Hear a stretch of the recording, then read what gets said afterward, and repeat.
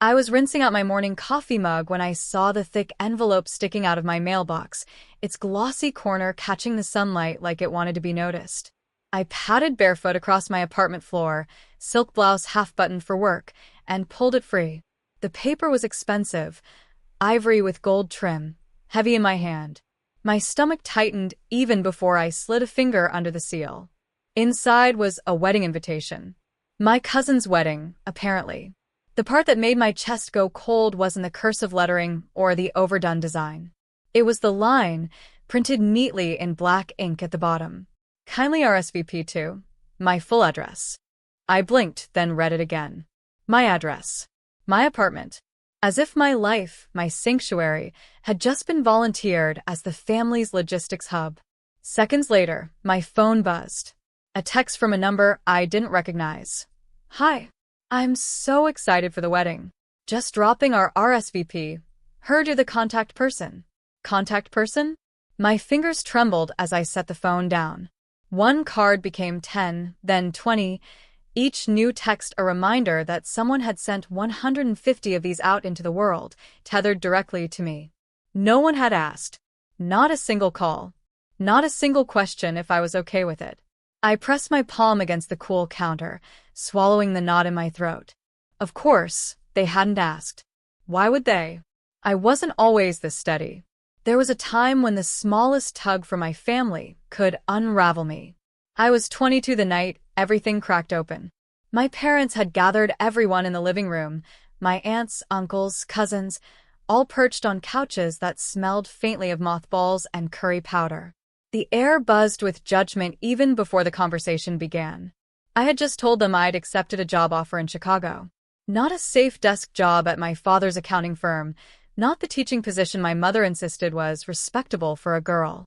No, I had chosen a marketing firm 3 states away, a chance to build something of my own. You think you can survive alone? My father asked, his voice sharp, each syllable a blade. My aunt laughed, covering her mouth as if my ambition were some kind of joke. She doesn't even know how to cook rice properly. And now she'll manage a career? Heat flushed my cheeks. My hands wouldn't stay still. I twisted them in my lap, nails digging into my palms. My throat tightened with words I wasn't sure they'd let me say. Finally, I forced them out. I don't need to be who you want me to be. I need to be me. The silence was worse than the laughter. It was heavy, suffocating. My father shook his head, muttering something about wasting opportunities. My mother wouldn't meet my eyes. That night, as I packed a suitcase in my childhood bedroom, my grandmother shuffled in quietly. She was frail, her silver hair pinned neatly back, her steps slow but steady. She placed a small brass keychain in my hand, shaped like a little house. Your home belongs to you first, she whispered. Never let anyone take that away. The words sank deeper than I realized then. I clutched the keychain like armor, even as I walked out of that house with my single suitcase, tears blurring the porch light into a halo. It hurt. God, it hurt to feel like the black sheep, the selfish daughter, the reckless cousin. But underneath the pain was something else. Something sharp and alive. Determination. I would build a life where no one could volunteer me, dismiss me, or laugh at me again. Chicago was not kind to me at first. The city smelled of wet pavement and ambition, and both seemed equally unforgiving. I rented a studio apartment where the walls were so thin I could hear my neighbor's alarm clock every morning at 5:30. My mattress lay on the floor. My dresser was a stack of old crates, and my meals were mostly instant noodles and canned soup. But every morning, I woke up with the brass keychain in my palm. It reminded me that this life, however humble, was mine. The marketing firm was a battlefield. My boss, Marlene, a sharp-eyed woman with perfectly ironed blazers, saw something in me that no one back home ever had. You're not afraid of ideas, she told me once after I pitched a campaign that everyone else dismissed. That's rare. Hold on to it. Those words carried me through endless nights of revisions, coffee gone cold at 2 a.m., and presentations that left my hands trembling. There were days I cried in the bathroom stall, lipstick smudged, whispering to myself, "You can do this. Just one more day." Slowly, Wins started stacking up. My first client, an independent jewelry brand, actually used my strategy, and sales skyrocketed. My paycheck grew enough that I bought a Real bed frame. Then came the raise, the office upgrade, the moment Marlene handed me a keycard with creative lead printed under my name. I learned to savor the little victories, signing my first lease under my own credit, buying fresh flowers for the tiny kitchen table, hearing my coworkers introduce me as the one who makes the impossible happen. And yet, I never shared the full story with my family. Phone calls were kept vague, updates trimmed to the safest edges. If they asked how I was doing, I answered, "Fine, busy." When they pressed, I changed the subject. I didn't want their dismissive laughter to poison what I was building. Social media was a minefield too. I posted photos of sunsets, coffee cups, maybe a book on my lap, but never the late nights at corporate galas, never the bonuses, never the sleek office with floor-to-ceiling windows. I guarded my success like it was a fragile flame that could be snuffed out if exposed too soon. Years passed, and the flame grew stronger. I wasn't just surviving anymore. I was thriving, earning more than I ever imagined, mentoring younger women the way Marlene once mentored me, and buying an apartment that finally felt like a reflection of who I'd become. The walls held art I had chosen, the kitchen smelled of meals I had taught myself to cook, and the silence at night was no longer loneliness. It was peace. But I kept it hidden. To my family, I was still the girl they had laughed at, the one who ran off without a plan. I let them believe it, because it was easier. Until the invitations arrived. Until my name, my address, my sanctuary were dragged into the center of their story, without my consent. And suddenly, every ounce of restraint I had practiced for years began to crack. The first knock on my door came on a Saturday morning. I had just finished a yoga session, the faint citrus of my diffuser filling the living room, when I opened it to find my aunt standing there, flanked by two cousins I hadn't seen in years. "Finally," she said, sweeping past me without so much as a hello. "We'll set up the boxes over there. The RSVP pile is already insane." I froze. Behind her, my cousins were dragging in crates of wedding supplies, lace tablecloths, stacks of envelopes, even cases of wine. My living room, my sanctuary, was suddenly a storage unit. "Excuse me," I said, voice sharper than I intended. "What are you doing?" My aunt gave me a look that suggested I'd just asked why water was wet. "The invitations went out with your address. Everyone knows to send things here. You have the space. You live alone. It just makes sense." That old familiar sting, the one from years ago in my parents' living room, threatened to rise. But this time, it met steel instead of weakness. I stepped forward, blocking the boxes. "No. This doesn't make sense. None of this is okay." The cousins exchanged nervous glances. My aunt scoffed. "Don't be dramatic. We all know you've been figuring things out. This is how you help the family." Her words dripped with the same dismissiveness I had grown up under. But as she looked around, her eyes landed on a room she clearly hadn't expected. This wasn't some shabby little apartment. My sofa was Italian leather, the shelves lined with first editions and framed campaign awards. A sleek glass desk sat in the corner, laptop closed, beside a vase of fresh lilies. The rug under her feet cost more than her entire outfit. I watched the realization flicker across her face like a light bulb snapping on. "Wait," one cousin whispered, staring at the walls covered in artwork, original pieces, not prints. "Is this all yours?" I didn't answer. I let the silence stretch, let them drink it in. Finally, I spoke. Calm, measured, deliberate. "I've been running a marketing division for the last 3 years. I manage multi-million-dollar accounts.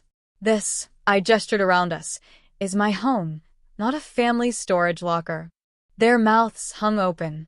My aunt blinked like I'd spoken another language. "You," she said, incredulous. "You're what, some big executive now?" I smiled, but it wasn't the nervous, apologetic smile of the past. It was controlled, edged with truth. "Yes, I am. And I did it without your help. Without anyone's permission." The air shifted. My cousin stared at me with something between awe and discomfort. My aunt's face flushed, her certainty crumbling. In that silence, the years of hidden effort, the late nights, the sacrifices, all of it crystallized into this moment. They had expected the struggling runaway, the girl with nothing. Instead, they had walked straight into the reality of a woman who had built everything on her own terms. I let them stand there, taking it all in, their wedding boxes looking absurdly out of place among the curated details of my life. And for the first time in years, I didn't shrink under their gaze. I owned it. My aunt was the first to break the silence. "Well," she said, clearing her throat, "if you're doing so well, then you can certainly manage a few RSVPs. It's not asking much." Her words snapped something in me, not anger, exactly, but a clarity I had never allowed myself before. I set my coffee mug down on the glass table with a soft click and looked her straight in the eye. "No," I said. "Not anymore. If you want my help, there are conditions." Both cousins shifted uncomfortably. My aunt's brows shot up. "Conditions?" "Yes." I crossed my arms, grounding myself in the strength of my own voice. "First, you will not use my home address again without my consent. Ever. This apartment is mine, and the only person who decides what happens here is me." My younger cousin, Emily, murmured, "That's fair," but quickly fell silent under her mother's glare. "Second," I continued, "if you want me to host anything for this wedding, you acknowledge what I've built. No more dismissing me as the one who ran away or figured things out. I've worked for every inch of this life, and I won't be treated like a convenience." My aunt folded her arms, lips tightening. "You've grown bold." "No," I corrected softly. "I've grown free." I turned to my older cousin, Daniel, who had once mocked me in front of everyone for not knowing how to cook rice. "You're handling catering logistics. If you don't know how, you'll learn. I won't be cleaning up your mistakes anymore." His ears burned red as he nodded. Then to Emily, who used to copy my homework and laugh when I protested. "You're organizing RSVP tracking. You'll answer the calls, record the numbers, and deal with the complaints. Not me." Her wide eyes blinked, but she nodded too. Finally, I looked back at my aunt. "And you? If you want me to attend this wedding, let alone support it, I expect an apology. A real one for the years of dismissal, for assuming my life was yours to use. I don't need it for my success. I need it for my peace." Her jaw tightened, the weight of pride pressing against her features. For a moment, I thought she'd storm out. But then, with a visible effort, she whispered, "I was wrong. About you. About all of this." The words were stiff, but they were words I had never thought I'd hear. For the first time, I felt the power balance shift entirely. I wasn't the desperate girl with shaking hands anymore. I was the woman who set the rules. And if they wanted me in their lives, they'd have to meet me on my terms. The weeks that followed felt strange, like watching a play where the roles had been rewritten overnight. My once dismissive family members stumbled through their new parts, awkward but trying. Daniel actually showed up with spreadsheets for the catering orders, his handwriting uneven but determined. Emily called me late one evening, panicked over a double-booked RSVP, but she stayed up all night fixing it instead of handing it off to me. And my aunt, though still bristly, kept her word. No more surprise deliveries, no more uninvited takeovers of my apartment. It wasn't perfect. Old habits die hard, and sometimes I could see the flicker of irritation when I held my boundaries. But there was also respect, however reluctant, growing in the spaces where dismissal used to live. One night, after a particularly long day, I sat on my couch with a glass of wine and the brass house-shaped keychain in my palm. The metal was cool against my skin, the engraved lines worn smooth after years of being carried everywhere I went.